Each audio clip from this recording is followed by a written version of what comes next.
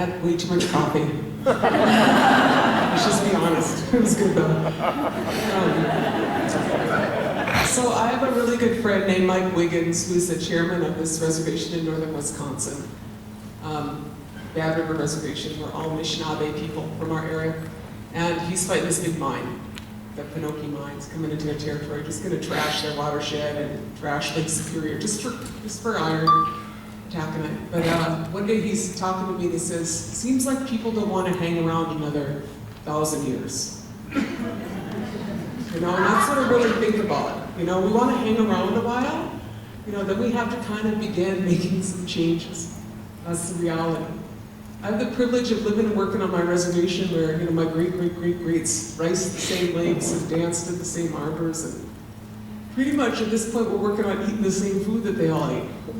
You know, and then I wander around Indian country and get to see a lot of other Native people, Indigenous communities, and where they're at, and it's similar to what a lot of other, you know, people are looking at. But, you know, if I was to look at kind of where we're at in our history and where we need to go, you know, I'd say things that you likely know, which is most of your ancestors neither brought land nor food with them when they came here. Didn't have pretty much a clue on how to make things happen over here. That's just the way it was, right? So we're busy doing that 8,000 varieties of corn, 800 varieties of potatoes, all that great Asema tobacco, you know, before everybody got all messed up on that. And, you know, the tomatoes came from over here, the chocolate and avocados, not bad, nothing to snuff at. You know, so we're hanging out being busy, although we didn't get much credit for it, let's be honest. And so, you know, we're doing this, and, you know, things have not gone well for any of us in the end. I mean, a couple hundred years later, we managed to get stuff from places we don't even know where it comes from, and we're not feeling so good. So a lot of the work that we're doing in my community is really posed around this, you know, recognition and honoring of what the Creator gave us. You know, the Creator gave us these, you know, where we live, the Creator gave us wild rice. It grows on lakes and rivers. You know, the first time I saw this rice farmer from Thailand came and he cried. He cried because he said, where's your paddies? I said, where's your rice fields? And they spend their whole life in a rice field. And we in the north, you just take care of your lake and you get rice every year. The Creator gave you this food, you know, this wild rice. Our old varieties, it turns out that they rock in nutrition, you know. Twice the protein, half the calories of market varieties. They're like much higher in antioxidants and they're much higher in B vitamins. They're very, very nutritious, these old things. So that is, you know, what we're working on, you know, in our community. When I first moved back, when I got out of college in '81, I'm actually an economist by training. I heard some dissing of that earlier, but I'm like, you know, I'm looking at this bigger picture, obviously. And I did this study on our reservation, and I figured out that, you know, we have every statistic you don't want to have. Like half our people are below the poverty level, and you have, like, you know, high rates of every problem, including a third of our people with diabetes. Our arrest rate's through the roof, you know. And I figured out that half our people, we have more people employed in job training programs than employed. This is what a dysfunctional snapshot of an economy looks like, you know? So keep training those people for jobs that don't exist, and keep telling them that they don't know who they are and what they're doing, and that they're unqualified for anything, and things are not gonna work out, you know, over the long haul. So my community, what we've been doing is really you know, recovering who we are. Recovering who we are. Turns out, I walked out of the sugar bush on Saturday. I didn't do it yesterday, but Saturday morning I went in our maple syrup, and it's still winter in the north, in case any of you came from the north, but it's still winter. And our maple syrup is just running. And it turns out we're the best maple syrupers in the world. I mean, we know how to do that for thousands and thousands of years. We're the best ricers in the world. And, you know, we grew these corn varieties that we're the northernmost corn growers in the world, my people. We push corn 100 miles north of Winnipeg. So our work is really in how you restore that.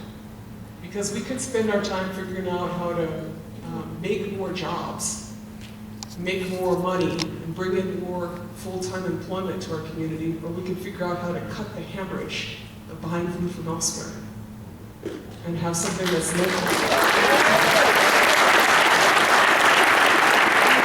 So you all know that to do that is not necessarily what everybody had in their plan for you.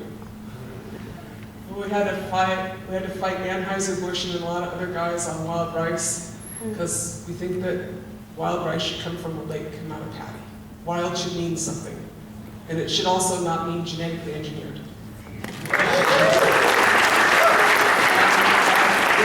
Pretty much on everything, because that's the way it is. You know, when you're who we are, we're land-based people, and we don't have an exit plan. You know, we aren't going anywhere else. There's no new town or frontier to go to. We're going to be there, you know, and so we spend a lot of time just trying to keep that there. And then about 20 years ago, it was about 30 years ago, my father said to me, he's passed on, he said, Winona, you're a really, really smart young woman, but I don't want to hear your philosophy if you can't grow corn. I was thinking, well, I'm pretty smart here, getting my advanced degrees. And I was like, so I wasn't so smart because it took me about 10 years to start growing corn. And now we grow these varieties that are 500, 600 years old. And when they had the crop failure last year, 40% drought, our corn was still there.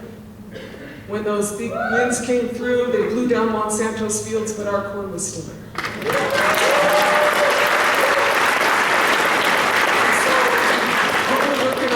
You know, and I started with this much, you know, we got fields now. And our communities are all growing these, you know, and they're frost resistant and drought resistant and wind resistant, and they're tough guys. They're tough guys. They just grow real short too, you know. But I don't know how to quantify it, you know, it's like what Woody said, you know, it doesn't count in someone's money figure. You know, to us it counts that we eat something that's a spiritual food. To us it counts that our people are healthier, and when we farm, we remember who we are, and we restore our relationship with our relatives that have roots, or our relatives that have, you know, wings, or our relatives that have paws. It counts to us that we got a shot at reducing diabetes in my community. You know, which a third of people got diabetes. And the food is the medicine for that. You know, the broader implications, that's a snapshot of a lot of tribal communities and a snapshot of a lot of other communities too. But for us, you know, our work is in this question of how, instead of outsourcing a quarter of our money on food and a quarter of our money on energy and pretty much a quarter of our money on healthcare. So you have a local economy which is consistently drained. And you can never keep wealth there. The question is how you restore it so you quit hemorrhaging. Now, you know, one of the challenges I face, I just told you our story, but I don't know how to count that in the figure of the regular financing bottom line, triple bottom line, or anything. You know, but it is really an example of what we have to do everywhere. And that transition, you all know, because that's what you're talking about, is what's going to transform this economy and restore our shot at living for, you know, maybe another 1,000 years. It's doing that, you know, and doing it in a mindful and thoughtful way. And, you know, having the ability to, in our case, capitalize it, but also we don't know how to market, just be honest. We have no idea how to market. Like, I'm the marketing person, I think, I don't know, you know, it's like, we have to sell this, we cannot eat it all. Millions of pounds of wild rice, you know, we have like so much corn now. It's like we eat so much, we need to sell some of this. So we're working on that, you know. But so just, you know, what I want to say in closing is, you know, it's an honor to be here with y'all.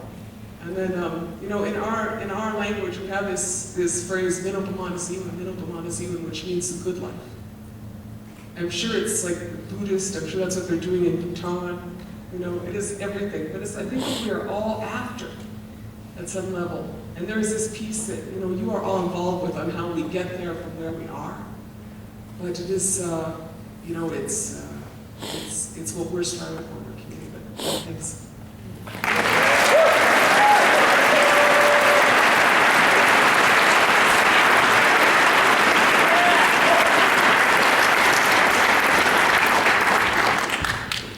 Whose idea was it that I had to go to Winona?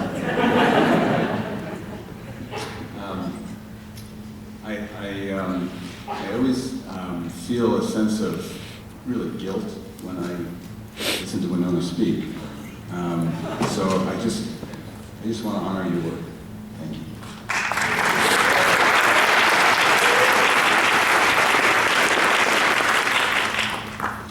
So I was invited because I'm the former Wall Street guy here. And before you start throwing tomatoes or rice patties, I have to say very quickly, I left in 2001. So I can't be held responsible for what happened between then and now. And I actually first met Woody, I wandered into Investor Circle after I left Wall Street, probably back around 2004 or so. And he quickly escorted me up to the front of the room and implicitly said, hey, we got a live one here. And so it's really great to be back in Woody's community. I've been off sort of cultivating and digging my own dirt for a few years, and so this is really a privilege to be here at Slow Money. My work actually is focused in two areas. I'm what's now called an impact investor, although I hate that term. I think one thing we need to know is that all investment has impact, and the idea of Wall Street turning impact investment into an asset class is not the right direction. Just leave it at that. We also need to recognize that if there's limits to growth, there are limits to investment, since investment drives growth. And that's a real brain twister to get your head around in any kind of economic system, whether it's capitalist or communist or socialist or fiduciist. But my work really is focused on, as a practitioner on investment, but also as a theorist, I guess. I founded something called Capital Institute, which is a small nonprofit, think tank, for lack of a better term. Woody referred to my involvement with New Economics Institute, and I am on the board there, but my primary day job, so to speak, is at Capital Institute, and I welcome you to come check out our website, capitalinstitute.org. And I write some hopefully provocative blogs there, and we are involved in a number of longer-term projects. But I'd like to start by talking about one of the investment projects. Our belief is, or my belief is, and our work is very much grounded in the idea that practice informs theory and not the other way around. And I'm really privileged to be a partner and an investor in an enterprise called Grasslands, which is a partnership with the Savory Institute. And Daniela Howell and Trey are here today, somewhere in the audience if you want to raise your hands, but Daniela is going to be talking tomorrow.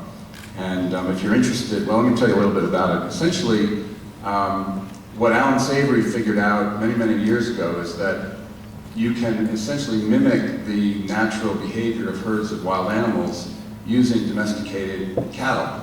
And so, as a way to reverse desertification, if we could shift the land management practice on the land to more mimic how the wild animals moved, we could actually reverse the decline of the grasslands, which are the second largest carbon sink on the planet, and turn them back into the regenerative source or sink of carbon that they're meant to be.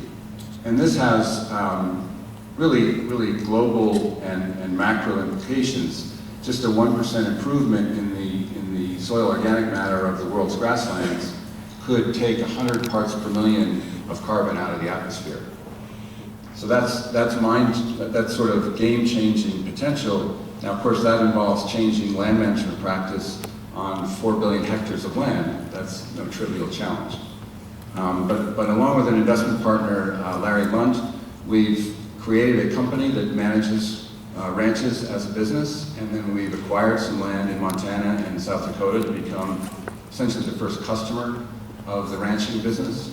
And by the way, these investments were all done with no stated or even intended quote-unquote exit.